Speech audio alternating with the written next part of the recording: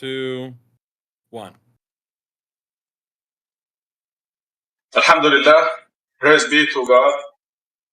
وأشهد أن لا إله إلا الله وحده لا شريك له. I bear witness, there's no God except the one God. You gotta mute your normal mic. Oh, I got you. You guys don't want to listen to my breathing as this goes on? How rude.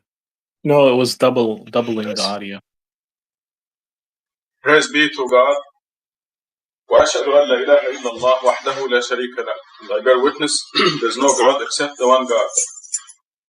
Our topic today is a very important one: marriage in Islam. God has prescribed for us laws to govern the important aspects of our lives, and He left a lot of freedom for many other aspects in our lives. And we're told that these laws are recommendations or commandments. They are commandments because we should do them. And they are recommendations because we have the freedom not to do them, as long as we're ready to pay the price. God tells us in Surah 10, verse 62, that if you follow these commandments, you are guaranteed happiness, perfect happiness in this world. And tells us in Surah 21, verse 142, that if you disregard these commandments, you are guaranteed a miserable life. So it is very important for us to know these laws with regard to every aspect of our lives. And today I'm going to share with you the commandments dealing with marriage. There are two requirements that must be fulfilled for two people to get married. And these are: number one is love. And we see this in Surah 4, verse 24. The Arabic is فَمَا اسْتَمْتَعْتُمْ بِهِ مِنْهُنْ. The ones that you like, you get married to. So love must exist between the two. And this cannot happen without good acquaintance with the person. You must know the person. You must know his or her habits. And you must know his or her temper. You must know his or her principles. You must know the person. You cannot love a person without knowing that person. So this calls for a period of acquaintance, getting to know each other. And then based on that knowledge, you will either love the person or not. And God tells you, if you love the person, then you get married. God says that if this is the person intended for you, God will put love in your hearts. And this is in Surah 30, verse 21. So the first requirement before ever becoming intimate is love. You must know each other very well, and you must be in love with each other. And God will help you along if this is the right person. If you don't,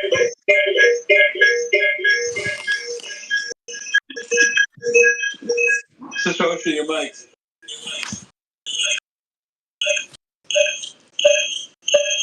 Show your mic. I got it.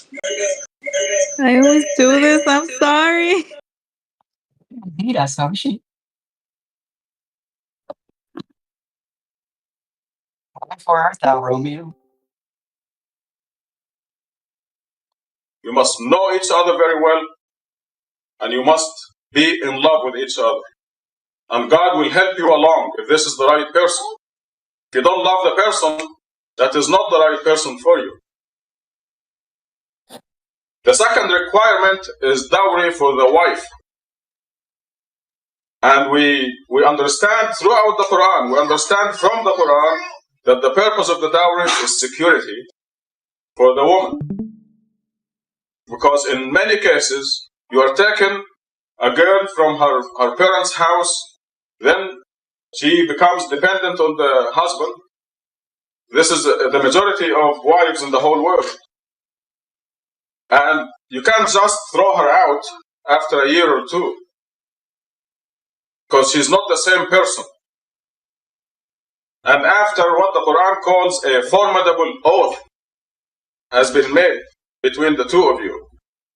So the purpose of the dowry is security. And this can be obtained by writing a contract and paying the dowry in advance, or saying that if divorce takes place or if the marriage breaks up, then the wife must be given a certain amount of money that will provide her security. The Quran is very careful in this respect. Even where divorce, in Surah 2, verse 240 and 241, we see that divorces must be given alimony or some kind of security. In Surah 65, the first verse says very carefully that you can't kick the wife out of your house. And this provides security for the wife. This is the divorced wife. And you cannot even fabricate conditions and situations to make them so miserable that they live on their own. You must guarantee their housing and staying with their children. And she will not be the man's wife. He cannot touch her, but she has to stay in that house. She must be provided with security of housing, provisions, and this is throughout the Quran. So this is the purpose of the dowry. These are the two conditions. There must be a sufficient period of time for the two people to know each other and to satisfy the first requirement of love before becoming intimate.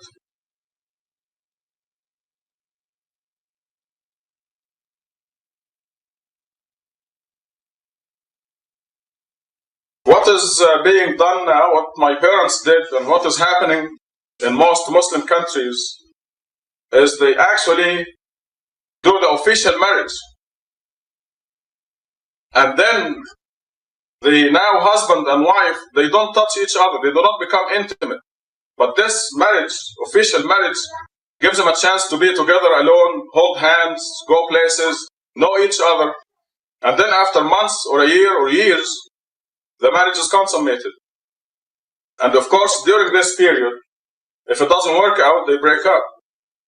They find somebody else. And she is still a virgin. And she still hasn't lost her chances. This is how my parents got married. This is how my sister got married. How long were you? You did the marriage first, and then how long was it before consummating the marriage? We didn't. You didn't. You didn't the American way. Huh? 'Cause there were 2 years between Katb al-Kitab, which is the... No. Just it was an engagement. Engagement. And then 2 years. And then you did the official marriage and the consummation at the same time. So you had 2 years of knowing each other. If I was in Egypt, you wouldn't do it. No, just kidding. You didn't go outside. Oh, you didn't go outside, huh? You had a chaperone over there. Okay. I'm satisfied now.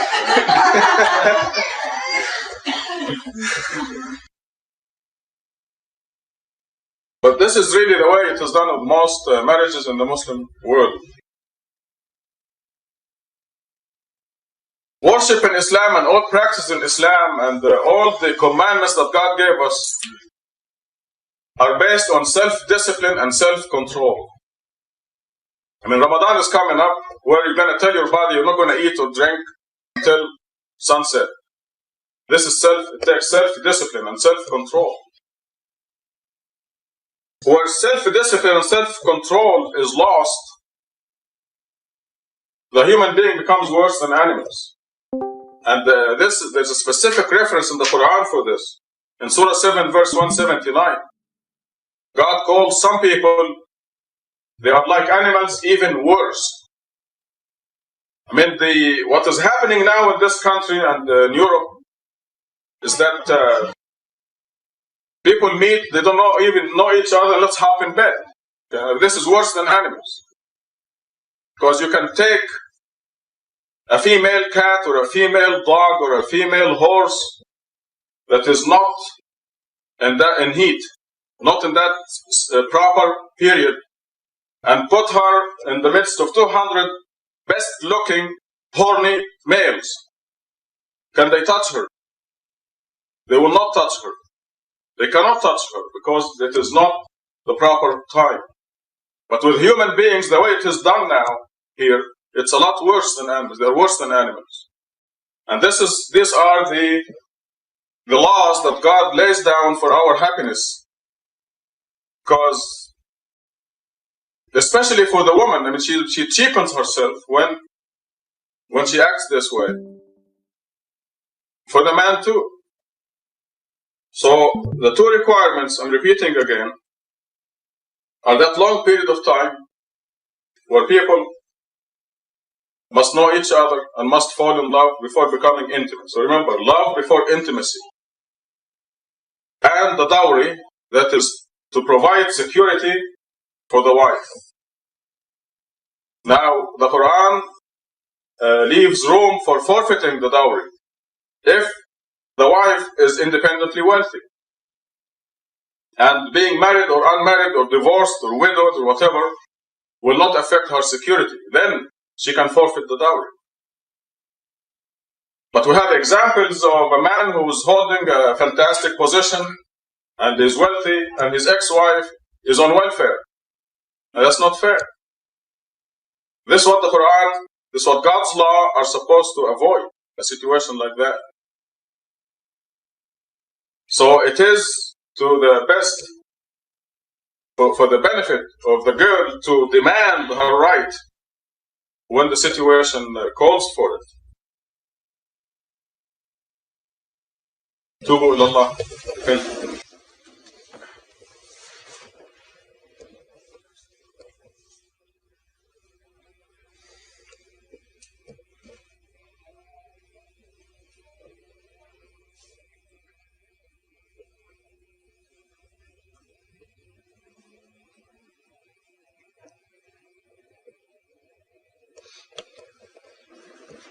Alhamdulillah, praise be to God. وأشهد أن لا إله إلا الله وحده لا شريك له. And we bear witness that there is no God except the one God. The marriage principles are laid down in the Quran must be known to all of us because we come across these once in a while. And these are the principles God prescribed for us to guarantee perfect happiness. And from my experience, from life experiences and the things I have seen, even if it may look difficult at the beginning, it is for the best of the couple to follow these prescriptions. Quite often you read in the newspapers that if I don't acquiesce to him, he's going to leave me and find somebody else. Well, let him. He doesn't love you anymore. I mean, he doesn't love you. That love is not there. But if the man loves the woman, respects her, then she will guarantee a husband who loves her. If you follow these steps, you'll be guaranteed happiness from the physical and spiritual aspect.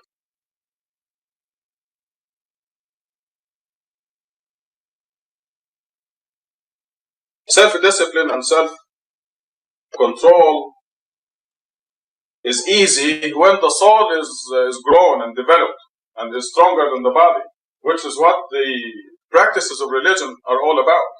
Developing your soul so it will be stronger than your body. What you hear about Jimmy Swaggart and Jim Baker shows that there are people whose body is stronger than their soul. When here they were preaching against adultery and preaching the word of God supposedly, and then they're dealing with prostitutes. And for the Muslim, it's the Quran provides the solutions to all these problems that we find in this country: alcohol, drugs, marital problems. Solutions to all the problems are found in the Quran. We are becoming increasingly aware of the problems of alcohol and the disasters that come from it.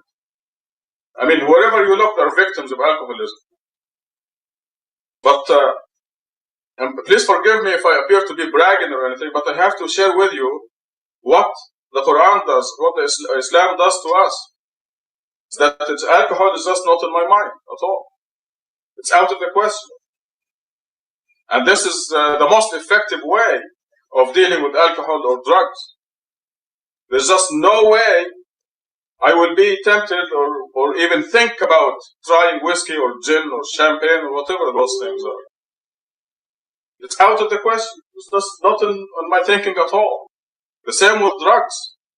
And there was a demonstration on the TV recently with what's his name that had Muslims on the TV talk about drugs?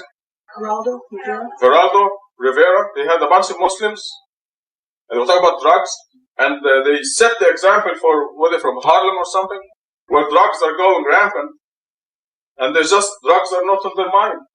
Nothing is going to tempt them to use drugs.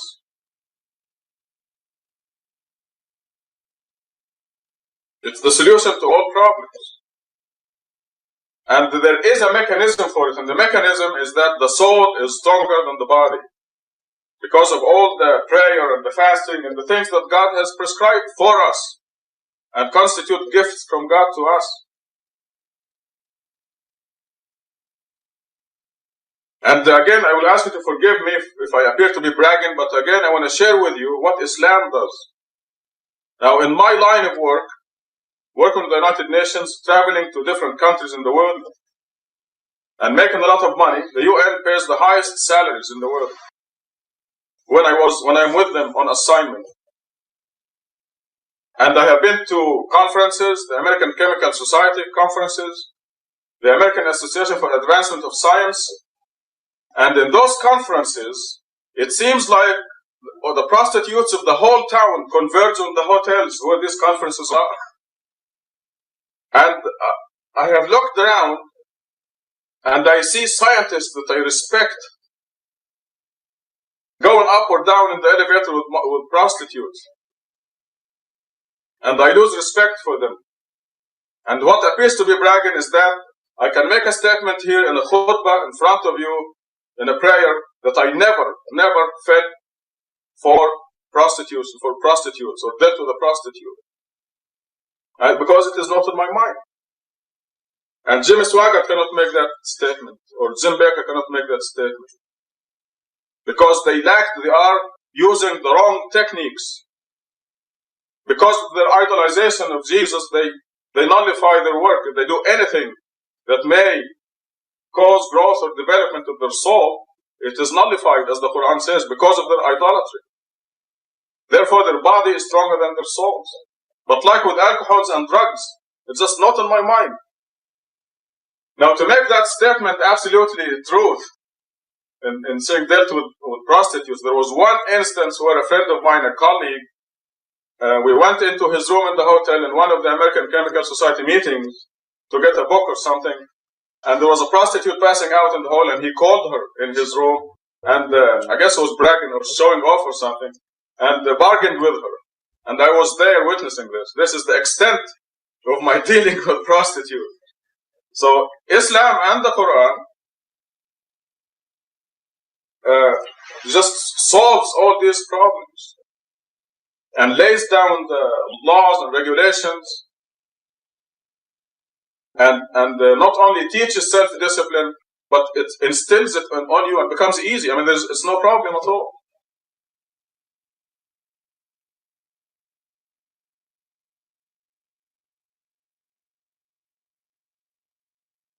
God says that you can speak up of God's blessings on you.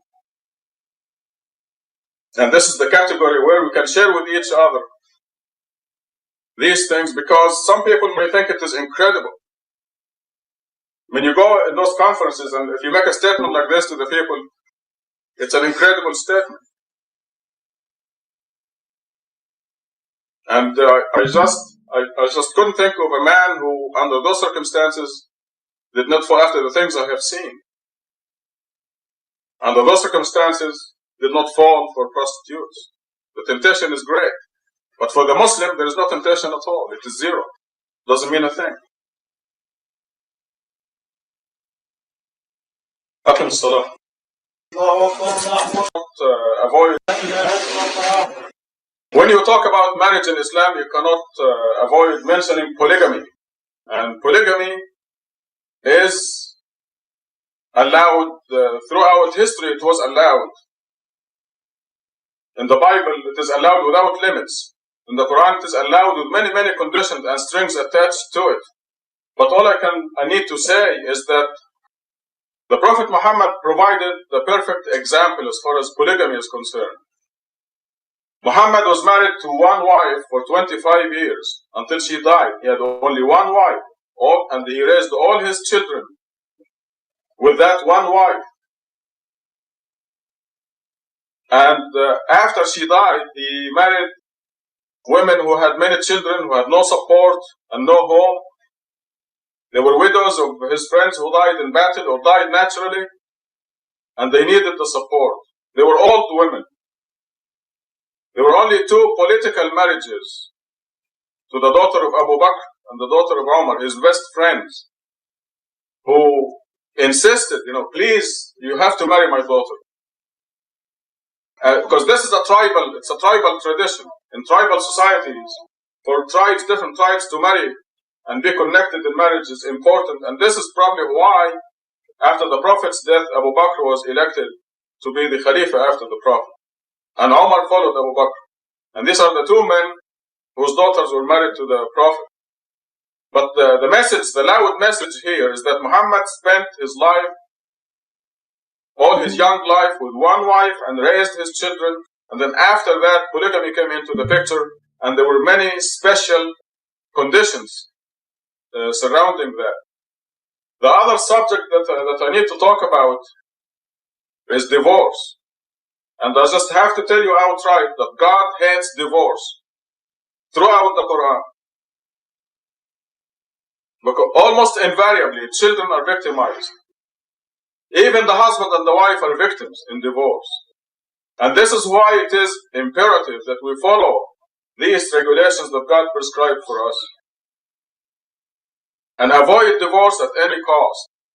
There's a verse in Quran that says, if you want to substitute a wife in place of another wife.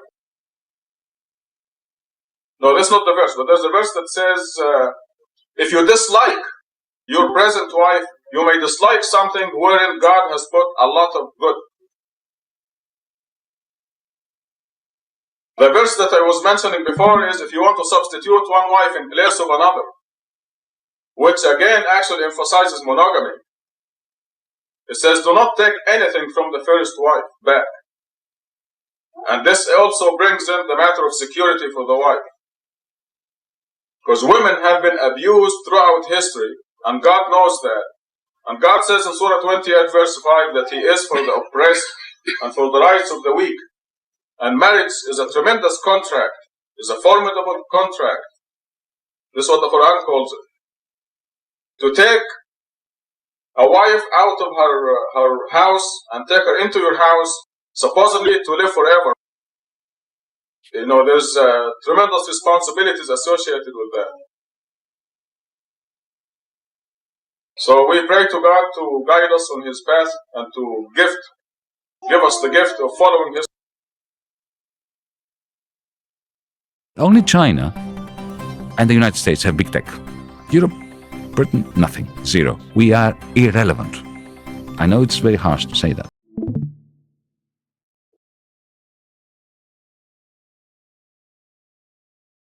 Praise God, that was really good.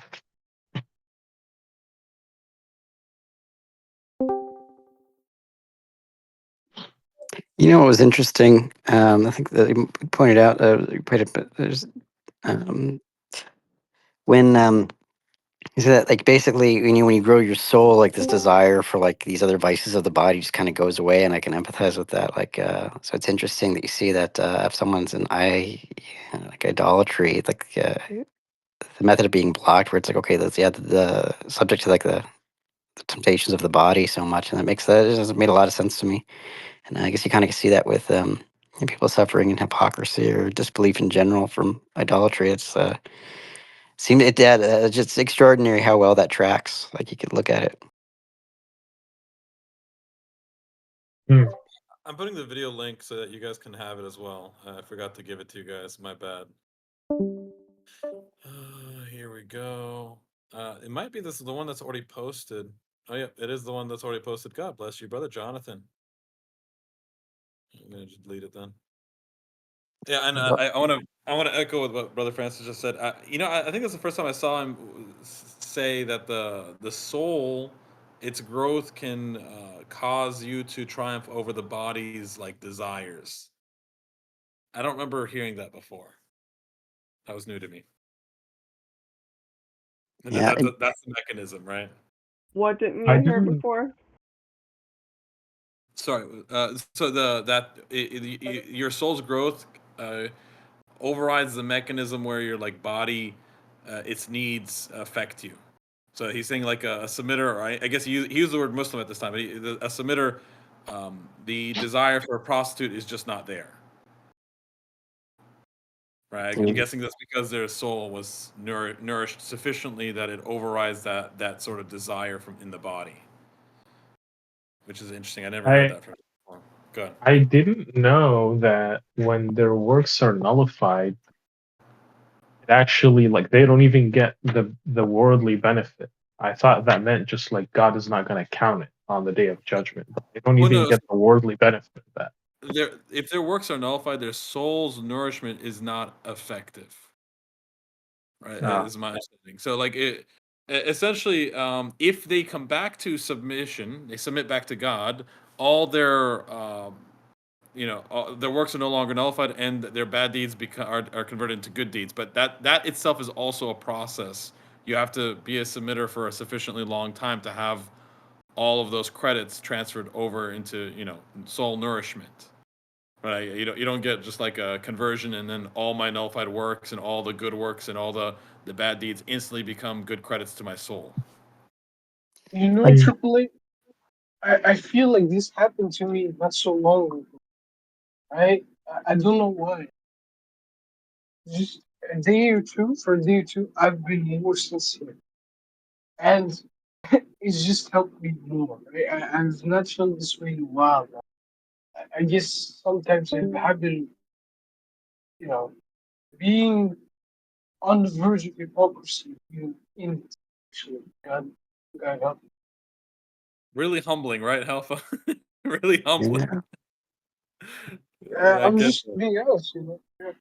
Like what's Yeah. funny is I can just even recently attest to what really hits home with what he says. Like I never got near any prostitutes or anything, but like prior to submission, up until like 37, yeah, I mean I could say that there was like whether it was like nicotine or alcohol or whatever, there's definitely there, and like or struggle with like porn or something like that is just as unglorious that is too, but then going to submission, that just like all went away like almost instantly overnight, in a way that you just wouldn't expect, and so yeah, it's just really extraordinary. I never connected the dots like that, until he just said that. Well, so I mean, I was sort of addicted to like video games, right? I had a phone game I was been playing for nearly a decade. I would say it was either half a decade or three quarters of a decade, and I had already given up ever like quitting the game just because I couldn't get myself to do it. I just the more I invested, the deeper I sunk into the hole, right? And like 1 or 2 weeks into submission, I just never opened the app again, like without realizing it. Just never had the desire. Yeah, it's crazy. It's like because like it's just because you couldn't imagine a world like without playing that game or anything like that before, right? Like it's just and then it's just an instant switch. It's crazy. Yo, Yeah. I got a question. Go ahead, brother. What's up? From my understanding, when we go to heaven, do we do we go straight to heaven and then we come back for Judgment Day, and then like after Judgment Day, do we go like back to where we already were in heaven, or do we go to a lower place first and then we go higher after Judgment Day?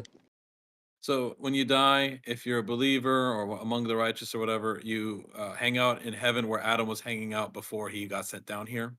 On the day of judgment, we all come meet up at Earth. How that process is, I'm not sure, but we Mm-hmm. all congregate here. Mm-hmm. Then God reinitiates the creation He gets instead of 7 universes, there's 8 universes, and everyone gets to have a specific rank in the kingdom. That rank indicates how high you get to travel. Basically, to what heaven you reach. Mhm. Right, the higher you go, the nicer it is. The ones who reach the highest heaven can travel throughout the entire 8 universes, and they're able to be closest to God. Right, and I think that basically uh, the kingdom is sort of going back to what it was before, or something along those lines. I'm not sure. That's stuff that I'm skeptical about myself. But then, We don't get to technically be angels. We're still classified as humans, but we can be better than the angels or have similar powers to the angels. So I'm not exactly 100% sure on the logistics, brother Ahmed. Go ahead, Mr. Brother. So yeah, I was gonna say too, because from my understanding, I heard that like we go straight to heaven, then we come back for judgment day, like just a small break, just for a testimony, right? And then we go back to the same spot. Like if we earn the seventh universe, then like we go there first, and then come back for so break, and then go like straight back to where you were. my understanding, and don't quote me on this, because I believe Rashad says that when you die, you go hang out in the same place Adam was. I Mm-hmm. believe Adam may have been in the first heaven. But that's my theory. I'd have to look at the content again. So Mm-hmm. connecting the messenger's words, we'd hang out in the first heaven until the day of judgment, and then come back to Earth. It may not be first heaven. Maybe you get to wander. I don't know. But it's clear that the humans after they die do not get to observe Earth, because the Mm-hmm. messengers on that day, they have no clue what happened after they left. Right? There's Yeah. a barrier that separates us. So Uh-huh. there may be some restriction for the humans that have died to not come back and look, right? Yeah. But on the day of judgment, we all come back here in the seventh universe. We all witness hell. It being ignited. This is the birth of the eighth universe, right?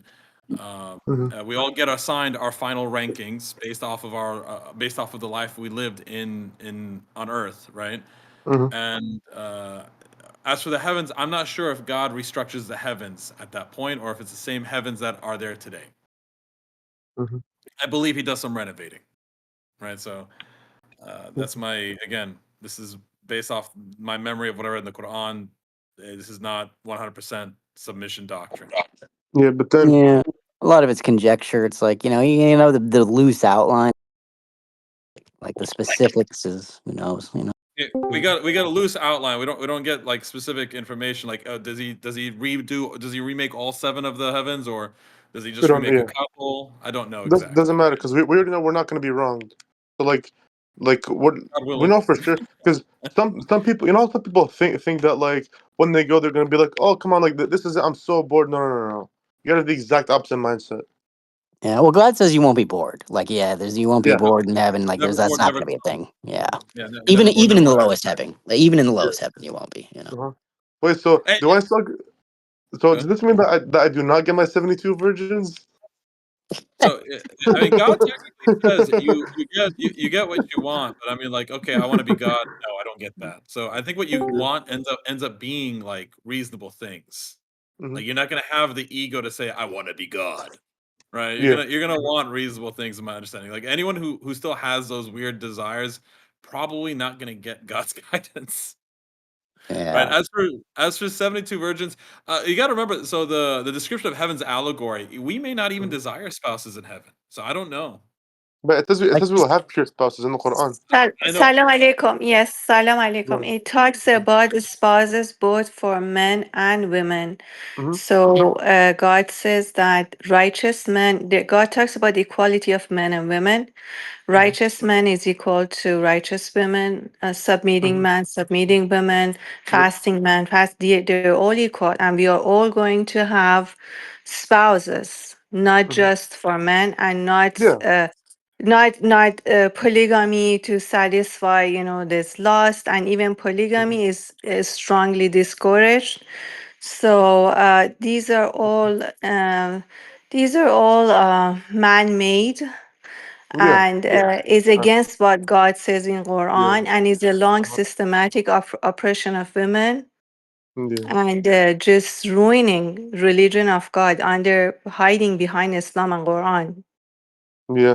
And then So, so just to reiterate what Sister Light was saying, yeah, that we may Mhm. have spouses. The Quran does say we get spouses. I don't know if that is allegorical of just describing things that we desire, or we actually do get literal spouses. Because, I mean, me being here, I would like a spouse, but in Mhm. heaven, if God says, "Oh well, spouses was just for Earth to like be my proofs," you don't really need spouses in heaven. I don't know if that's what's going to happen, right? You I know, mean, a well, lot of people want companionship. Even in Really, lower that might heaven, be yeah. what God it is. says You know. that, well, the most important thing is just to be close to God. Somebody who is righteous, that's all they want. With all their heart, all Yeah. their mind, they love God. Mhm. In lower heaven, God says that we go fetch our spouses, but in higher heaven, they're readily matched for us, for men and women equally. Mhm. Uh, Yeah. Peace be upon you, Sister Light. It's good to hear your voice. I'm Yeah, glad you're peace. here. Yeah, and then maybe like when he says Peace be spouses, upon you. yeah, he doesn't say wives or husbands. So spouses could be plural for Yeah, the wife of the man it's and the understood husband of for the both. woman. Yeah, it's understood for both genders. Yeah. Yeah, I mean, I don't even know if we're gonna have genders up there. I have no clue. But again, God describes it very equally in regard to the genders here on Earth, the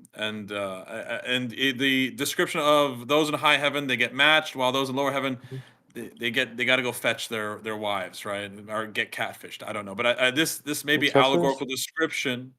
It's just a term. Basically, their women are confined in tents, and they have to go find them, right? Mhm. So I don't know. Again, allegorical description. I actually have no clue if that's the literal process or just Mhm. describing the difference in treatment between lower heaven and high heaven. Mhm. Do you have more questions, brother? Uh, Are you ready to have a companion for eternity? I mean, yeah. Uh, Wow, there it that's some is. commitment right there. Yeah. And one of the main criteria that one of many criteria for entering heaven is to overcoming lust. So God Mhm. says those who are lustful, they will never enter heaven.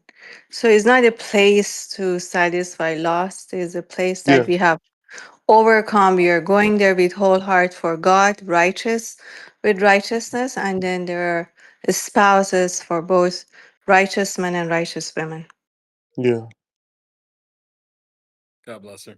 Yeah, but the thing is, I'm not excluding that this means, humans are free of desires, or people are free of desires. I don't really like this idea that we're free of desires. Like, God promises me food, promises me a spouse. I'm not going to say, no, God, I'm only seeking you. I don't need those things. Of course, this Mhm. is what I seek. Mhm. Yeah, so it's not necessarily that we don't have any more desires, but like the whole point of the Quran to control our desires, right? Have the willpower and the soul power to sort of moderate yourself to within God's limits, right? Yeah. So I don't think it's going to be super boring up there. There's always going to be something to do, God willing. I imagine a lot. I imagine like a sci-fi adventure. It's 8 universes to explore, right? Yeah, I think peace be upon you guys. So lust is one of the seven sins in the Bible too, right? And when you Yeah. look at the verses of the Quran, lust is described as a sinful act, right? Lusting in itself. So 7940,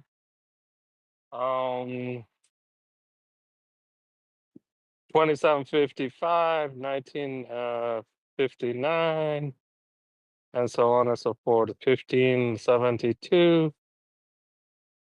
Wherever God talks about lust, it talks in a negative manner, right? 427. Yeah.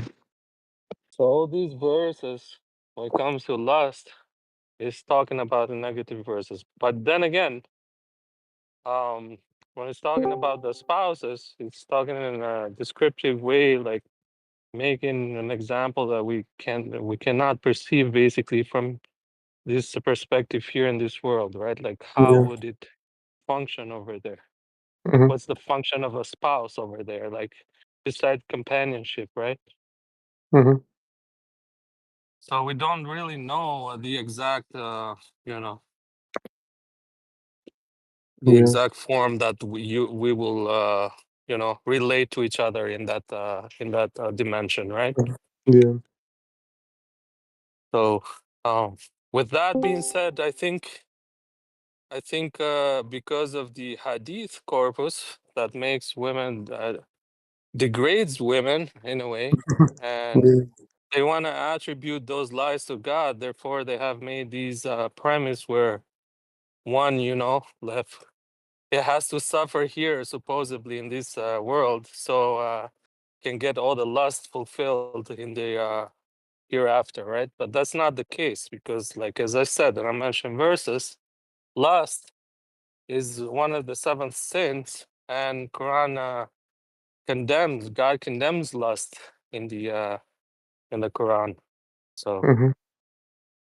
yeah, that's all I wanted to say. Yeah. Yeah, I think one of the trappings of lust is that it's very easy to very naturally like confuse lust with love, and this is kind of the core to a lot of problems. Like Hmm. whether you talk about something like say homosexuality or someone who's like like basically a womanizer or whatever. Usually, it kind of comes down to there's a desire in the heart for companionship and love, and in the body, you're kind of taught that like well, love must require sex, and love must require that. This is used for justification for a lot of things, Yeah. and so fundamentally, it's a confusion of love with lust, um, and it gets twisted in that way. And so it's like because if you truly love someone or something, then it doesn't require possession, doesn't require possession of their body, doesn't require anything like that.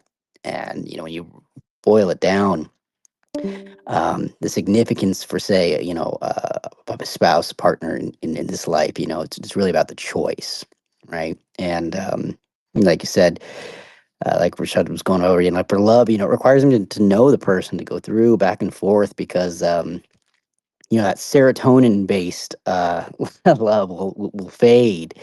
And so I think that's probably why it's strongly condemned with the lust side, is that I mean, how many times have you seen what's fundamentally like whether it's someone who goes like from relationship to relationship to relationship, or suffering from any number of things, usually what's behind it is just that desperate seeking of companionship and acceptance in that way.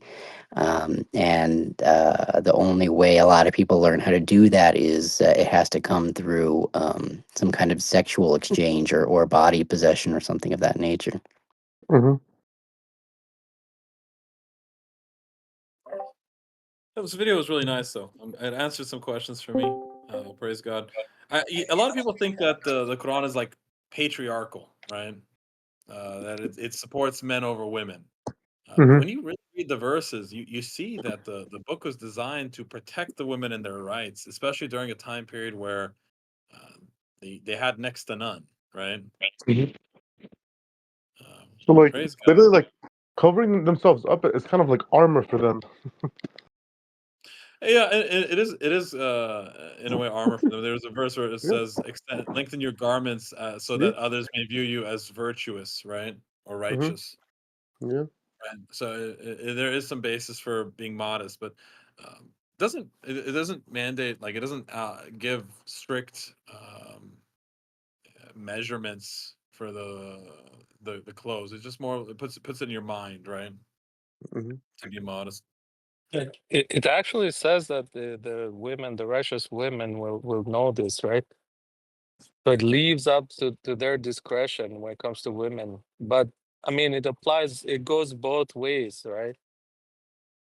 Because like a male dominant society, for example, will kind of like try to dominate in that regard. Like they do all kinds of. You see this with the Arabs, right? Usually with Saudis, they go. I mean, I don't want to generalize this, but I've heard that the hadith says that they go to these countries, poor countries, and they fulfill their lustful wishes. They get these temporary marriage, muta marriage, right? And they go back home thinking that they're righteous somehow, because they paid some dowry temporarily, and they had like sexual relations with these poor women. So they degrade the women in that sense, right? They rejects God scriptures where God puts the women in the same level with a man, or when it comes to religion, right? And belief, and the rights of the women, and all, and so on and so forth. Despite You know, like we are given different abilities, as a gender. Like gender roles are clear in the Quran. Nevertheless, like their rights are equal. Going back to also what AAA was saying about women having rights, I like that he evens the playing field where both people need to like each other, get to know each other. Both persons' temperament and values and morals come to play. It's not just like a male leadership thing where the girl just has to follow through, but she keeps her own voice. She keeps her own independence in the whole process, right? And even then, also is provided not security for when things go wrong. Coming from a Catholic background, yes, modern thinking has shifted a little bit, but the novelty of like being accepted of divorce is a big, from a theological standpoint, because usually like for us it's like no, it was like if you get divorced you can never get communion at church, or you are not the same citizen in the congregation as you used to be, and you would even have to go to the Vatican and write a letter and see if your uh marriage could be nullified before you could marry in the church again. Yet here, God is so merciful that He's providing for both people secure ways to navigate these relationships, because it's not easy, it's not always clear cut. So praise God. I'm always so um grateful for the mercy and in awe that God thinks about. He knows exactly what He's doing. He put such a perfect system in place. Alhamdulillah. What's funny is that God's quite explicit in saying we've made you equal to one another. Um, like verbatim saying, "Hey, we made you to be equal to one another," and then even the even the like the gender roles that are assigned are basically like just basic jobs, and they're not very many. Like they're just it's like okay, one of you is gonna have to take care of this, and the other one of you is gonna have to take care of this, and pretty much the rest of it is like equally applies to all, like regardless of anything, and you just see that this kind of culture and weird theology and manipulation that takes it to extremes of what one or the other has to do. Yeah. But then, why does it say that men have responsibility over their women? Like, what if there's a millionaire woman marrying a man who works at McDonald's? How would that play out? Usually that never happens, brother. But if that was the case, yeah, I mean, what it's about it's just the Khadija? way God. Yeah, But what about Khadija and Muhammad, like stuff like that? yeah, they weren't so much different in terms of like that huge of a difference with Hatija had like all this wealth, and Muhammad had no wealth whatsoever, right? Mhm. It just shows that different levels of understanding, reciprocating in terms of a relationship, and the gender roles that we have as a like men and women as women are assigned, but nevertheless we uh we know our positions, and we respect these before feelings, in my opinions, because feeling can fade, and but respect has to remain. And overall, like respecting God and each other, it's the best way to have a relationship, and all these other things are secondary, like gender roles. Like if I'm a man, and my wife is wealthy and we can share responsibilities, like okay, she's very wealthy, I'm lucky in that regard, let's say, right? And I can share in raising children. I can okay, I can help her raise her children, right? Our children, in that regard, it's not a problem. But nevertheless, like because like these modern times, we see that either gender, like are confused when it comes to like responsibilities, and uh how we go about, like with these assigned roles that God has endowed us with. Like it's not very hard. If you follow the Quran, it's not very hard to you know Mhm. Yeah, and providing doesn't necessarily have to mean like money or yeah, job role. I mean, like you could, like for example, sometimes the most valuable providing and protecting you can do is just being like a rock of support. Being the like the light in the storm, so to speak. Being like being the trusted person. Like can just take care of things and get things done. In a way, and in what, and that could come in many different capacities. And it just comes down to like, you've got one, like the woman's obviously like, especially when oh, children are involved. Go ahead. you know what, I'm sorry to interrupt you. You brought Yeah. a very beautiful thing in mind for me, that like God says they're like guardians of each other's secrets, right? So in that Yeah. regard, like it shows, as far as my understanding, it shows that you can be supportive, like you don't have to necessarily provide in terms of material, right? You can be supportive, right? Like in terms of emotional, right? Being there for each other and all these things. So it's not necessarily all support is it comes down to materials, right? Yeah. Like a lot of the times, you ask a lot of women and you say if there's a choice, a lot of times guys think so, take providing to the extreme of like, oh, I got money and career and da da da, and to like do this. And you'll see a lot of divorces will happen with the guys like, wow, I was sacrificing all this time, et cetera, into the job to, build the thing for the family and da da da. And what their spouse really wanted was just to be held more or paid attention to more, like, to be loved. Exactly. So, that's really the essence there, because like a woman, their body, I mean, they're growing a whole other human being when they have a child. So it's like, yeah, as the guy, like, as the person who's not growing a whole other human being in their body, like, you kind of gotta protect, you kind of gotta like, pick up the slack, you kind of gotta do these other things. Yeah, but nevertheless, like in modern cultures, like in the Western cultures, is propagated the women is independent of the man. We don't need no man, like all this kind of thing. This is also like it's Let's a take it too trap of far. Satan. Yeah. Yeah, which takes these gender roles to the extremes, and like uh I don't know, but the Bible says Satan is the Lord of the extremes. Basically, it makes that clear. Like whenever Satan is pushing for extremes, that you're outside of God's kingdom, right? When you follow these kind of narratives that we don't need no man, and vice versa.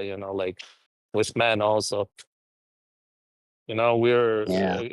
God has created us in this way for companionship, so we have to follow God's law. It's just like like you don't believe in gravity, man, but you're gonna suffer. Hey, they This may is not need God's law. men. You break. They may not need men, but we need women. To the extent that Mm-hmm. many of us want 72 virgins. All right. I'm joking. That's I'm joking about the virgins. No one block me. All right. hold on, hold on. Where did you get that narration from, Mister Triple A? From the. You gotta provide the lead, bro. I gotta provide the lead. What's up, brother Sam? I was gonna ask about marriage. It's like what were some important takeaways from Rashad's video that Yeah, they guys were watching? you weren't around for too much of it, so I'll try to sum it up as much Mm-hmm. as I can. Mm-hmm. You need two things for marriage: love and a dowry for the woman. Mm-hmm. Love is decided before marriage. So basically, you court the lady during some sort of engagement process, Mm-hmm. right? So you during that engagement process, you get to know her. All right. God says He will put love in your hearts for her for in within each of your hearts if you guys are meant to be. All right. Mm-hmm. Once love is within each of your hearts, okay. Now, second step, dowry. The dowry is meant to be a security for the woman. All right. Basically, who knows what will happen? Even if you end up getting divorced, right? That dowry might be useful for her after divorce, right? So Mm-hmm. you have to. The dowry is meant for the woman's security, and you have to give her something. The dowry can be decided upon before the marriage, or you can have a contract, or have it so like contractually after. If you guys end up being divorced, you have to give her this much. It could be any number of things. Yeah. Also, Uh, if you've been lacking zakat, right? Are you able to like kind of like combine a few of them, combine a few of what? like zakat? What about zakat? Like, let's say, because you know you have to have like 2.5% of every allowance that you get.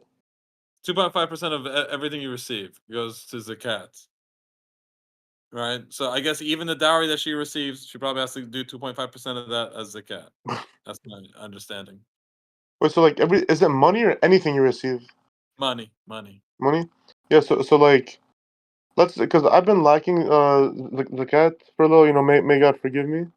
So like, I am I able to like combine like a few of them, like give like 10% of something to like kind of make up for like Well, three or four of them? so brother, it's not like, oh, I don't have money for zakat, so I'm gonna rent a room out of my house, right? So Mm-hmm. if you have money, you give 2.5% of that money. If you don't have money, then you wait till God gives you money, or you sell something, right? Mm-hmm. Right, but if you're not receiving income, don't feel like you're doing something wrong. Wait, wait, No, wait, but wait, what? wait, No, wait, wait. You just made a big statement, bro. You said like wait until you receive money or sell something. Is that No, the a self-healing full is not a statement? requirement. It's all but if you have feelings of guilt that I need to pay something else, I feel like I'm not doing my duty. Okay, I Mhm. guess if you sell something, then you'll have income, right? Yeah. But technically, if you don't have any income, then you're not obligated to pay zakat. It's just because Hold zakat on, is Oh, hold but on, what if? hold on, hold on. You But just made a fatwa now you want to cover it income up. of Come on, money that bro. you receive, not just a job salary. All right. All right. If you receive money in any form, shape, or anything, that's 2.5%. All right. So if your Mhm. dad gives you $10 as a gift, 2.5% of that, right? Yeah, If you're, uh-huh. you inherit $10,000 from your uncle's death, all right, 2.5% of that. All right. If you have a job, Bro, what's up? Did I say something wrong, brother? even yeah, you're making so many fatwas, bro. It's Like, what examples. is It's not this? fatwas. It's examples. They're not But fatwas. so what if you have money but you just have low income, like you don't have a job for the time being but you're still getting money for like other like minor ways. But yeah, so I mean, it doesn't have to be just one job's salary. However you make money, Hmm. 2.5%, right? Even if it's a low income, correct? Even if it's low income. But But Yeah. Sam, any money that comes to your hand, make it easy No, on yourself, bro. Any no, let me money ask. that any comes money that comes to your comes If hand, to you, yeah, you, yeah, uh-huh. just give zakat, bro. It's Yeah, that just 2.5%. easy. Yeah, yeah. that's it. If it enters your pocket, brother, you can put it in your wallet, right? You can put it in Hmm. your purse. You can put it into a Hmm. bank. Yeah. That's 2.5% of what you've But received. but let's say you like if you've been lacking a few times, can you make it up by giving like 10% to make up for like 3 or 4 of them? Brother, I don't know. At that point, it's like you can like I do like 10% just so that I make sure I don't want to do the math, right? So I do like Hmm. 10%, and then Hmm. I'm definitely in the clear, right? But Hmm. if you want to be as small as possible, it's exactly 2.5% of what you make, Hmm. right? But Yeah. I give more just on the off chance that like my math it doesn't add up, right? Yeah. But you don't need to go back and repair. Oh well, I made $1 billion over the past 30 years of my life. Let me do 2.5% of that now, even though you only have $10, right? Hmm. Yeah. So God is forgiving, merciful, and He's Yeah. reasonable guy. All right. Hmm. Don't have to make it hard on yourself. Hmm. Yeah.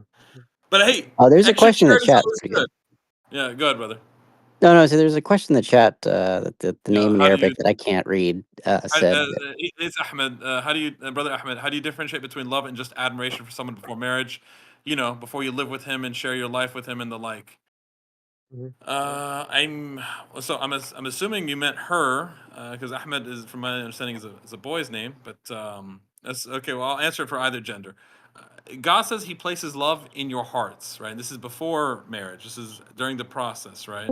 So you're just gonna have to be able to distinguish between love and simply admiration, right? You're gonna marry this person, right? If you end up marrying them, I think you should just double down and say it was love and not admiration. That's my Hmm. 2 cents on the subject. Yeah. I mean, Yeah. you kind of.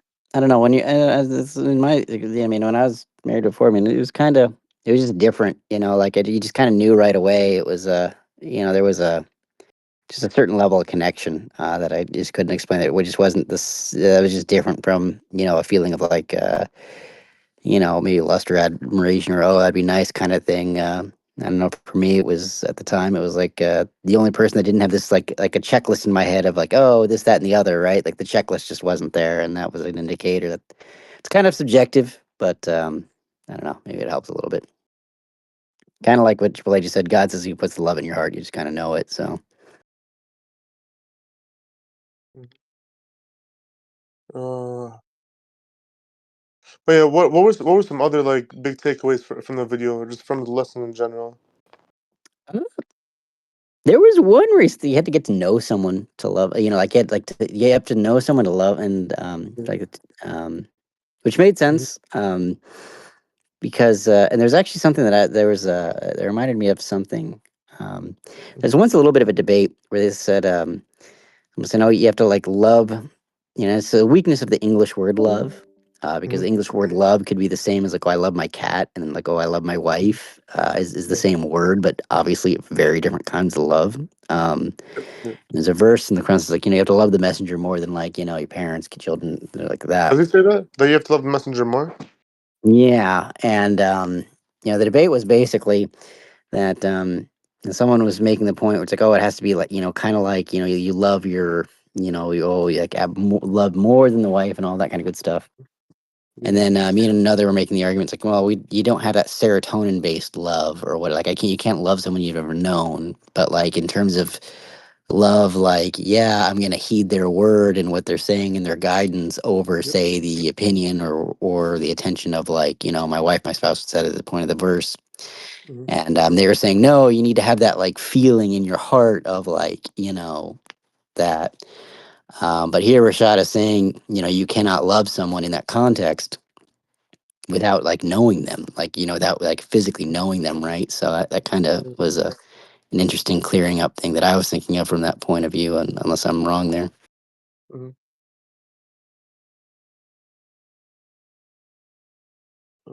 I guess our whole point was that it was the weakness of the weakness of the English word love that basically means like I love chocolate is the same word for I love my wife or I love God or I love it's like these are clearly different Yeah. like delineations, right? Yeah.